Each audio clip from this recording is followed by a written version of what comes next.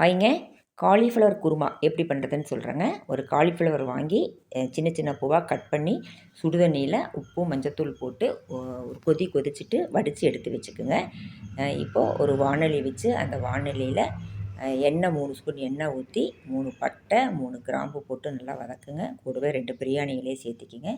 ஒரு பெரிய வெங்காயத்தை வதக்கி அதில் 3 பச்சை மிளகாய் சேர்த்தி அதே வதக்கி தக்காளி ஒன்றை போட்டு அது கொஞ்சம் வதக்கி வெந்ததுக்கப்புறம் காலிஃப்ளவரை உள்ளே சேர்த்திருங்க. உள்ளே சேர்த்தி அது ஒரு 10 நிமிஷம் வேகட்டும். இப்போ அரைக்கிறதுக்கு ஒரு மிக்ஸி ஜாரில் 1/4 மூடி தேங்காய், 3 பல் பூண்டு, ஒரு இஞ்சி, 1 ஸ்பூன் பொட்டுக்கடலை, 10 முந்திரி பருப்பு, சோம்பு 1/2 ஸ்பூன், ஊற வச்ச கசகசா 1/2 ஸ்பூன், 1 ஸ்பூன் கொத்தமல்லி பவுடர் சேர்த்தி நைஸாக அரைச்சிக்குங்க.